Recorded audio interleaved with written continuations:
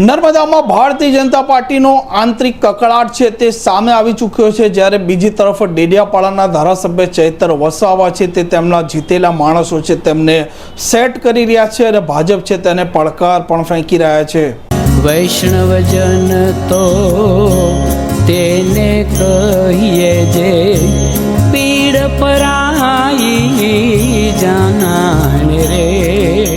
નમસ્કાર, આપ જોઈ રહ્યા છો નવજીવન ન્યૂઝ અને હું છું આપની સાથે તોફિક ગાંચી. નર્મદામાં જે પ્રકારે આમ આદમી પાર્ટી અને ભારતીય જનતા પાર્ટી વચ્ચે સ્થાનિક સ્વરાજની ચૂંટણીમાં સીધી ટક્કર થાય છે અને ત્યાર પછી આમ આદમી પાર્ટી સપાટો બોલાવતા જિલ્લા પંચાયત છે તે પણ કબજે કરે છે, ડેડિયાપાડા તાલુકા પંચાયત પણ કબજે કરે છે, ચીકદા પણ કબજે કરે છે અને ત્યાર પછી સાંસદ મનસુખ વસાવાનો ગુસ્સો ફાટે છે અને તે આરોપ લગાવે છે આ નર્મદા જિલ્લાના ભારતીય જનતા પાર્ટીના પ્રમુખ નીલ રાવ અને મહામંત્રીના સામે, અને તે કહે છે કે તે લોકો એસીમાં બેસી રહ્યા, તેમણે પ્રચાર ન કર્યો અને ચૈતર વસાવાના જે પ્રકારે જૂઠાણા હતા તેનો પણ તેમણે વિરોધ ન કર્યો, લોકો સુધી ન પહોંચ્યા અને તેના કારણે આમ આદમી પાર્ટી અને ચૈતર વસાવા છે તેને ફાયદો થયો અને જે પ્રકારે હવે તેમના ઉમેદવારો જીત્યા છે તાલુકા પંચાયત અને જિલ્લા પંચાયત તેમણે કબજે કરી છે અને તેમના પ્રમુખની વરણી પણ હવે આમ આદમી પાર્ટી કરી રહી છે અને ડેડિયાપાડા અને ચીકદામાં પણ તાલુકા પ્રમુખોની વરણી થઈ છે. આ મામલે ધારાસભ્ય ચૈતર વસાવાનું નિવેદન પણ સામે આવ્યું છે.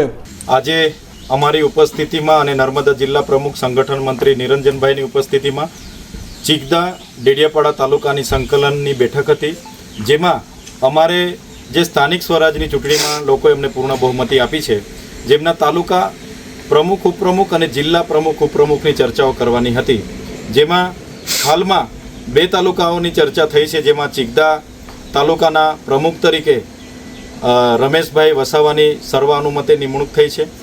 એ જ પ્રકારે ઉપપ્રમુખ કારોબારી સમિતિ ન્યાય સમિતિની પણ નિમણૂક થઈ છે. એ જ પ્રકારે ડેડિયાપાડામાં પ્રેમીલાબેન કનુભાઈ વસાવાની તાલુકા પંચાયતના પ્રમુખ તરીકે સર્વાનુમતે વરણી થઈ છે અને એ જ પ્રકારે ઉપપ્રમુખ કારોબારી અને ન્યાય સમિતિની પણ અમે વરણી કરી છે. સાથે સાથે નર્મદા જિલ્લા પંચાયતના તમામ જિલ્લા પંચાયતના સદસ્યોની ઉપસ્થિતિમાં પણ અમે હમણાં ચર્ચા કરી છે. એક તાલુકાની મિટિંગ બાકી હોવાથી એ મિટિંગ થાય તો એની પણ સર્વાનુમતે નિમણૂક ટૂંક સમયમાં થશે, એની પણ જાહેરાત અમે કરીશું. સાથે સાથે ખુશીની વાત એ છે કે આ વિસ્તારમાં જે પ્રકારના લોકોનો સાથ અને સહકાર મળ્યો છે, એ જ રીતે હવે ધીરે ધીરે લોકો આમ આદમી પાર્ટી પર એક અપેક્ષા અને ભરોસો રાખી રહ્યા છે. ત્યારે આજે સાગબારા તાલુકાના કોંગ્રેસના આગેવાન અને પૂર્વ આરોગ્ય સમિતિના ચેરમેન આનંદભાઈ વસાવા પણ અમારા પરિવારમાં જોડાયા છે. સાથે સાગબારા તાલુકા કોંગ્રેસ સમિતિના પ્રમુખ રાજુભાઈ વસાવા પણ અમારા પરિવારમાં જોડાયા છે. સાગબારા જિલ્લા પંચાયતના હાલના જ ઉમેદવાર, કોંગ્રેસ સમિતિના હાલના જ ઉમેદવાર બહાદુરભાઈ વસાવા પણ અમારી સાથે જોડાયા છે. રાણીપુર કોંગ્રેસના તાલુકા પંચાયતના હમણાં જે ઉમેદવાર હતા એ ઉમેશભાઈ પણ અમારી સાથે જોડાયા છે.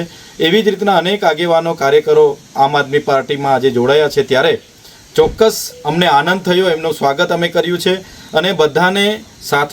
ધારાસભ્ય ચૈતર વસાવા અત્યારે આવનારા દિવસોમાં જે પ્રકારે વિધાનસભાની હવે ચૂંટણીઓ યોજાવાની છે તેના તરફ તે ધ્યાન કેન્દ્રિત કરી રહ્યા છે અને તેના ધ્યાને લઈને જ અત્યારે તે એક પછી એક તેમના ચૂંટાયેલા ઉમેદવાર છે તેમને તે ગોઠવી રહ્યા છે, જેથી કરીને નર્મદામાં આવનારા સમયમાં વિધાનસભાની સીટો પણ તે જીતી શકે. આ પ્રકારના સમાચાર માટે નવજીવન ન્યૂઝ ચેનલ સાથે જોડાયેલા રહો. નમસ્કાર.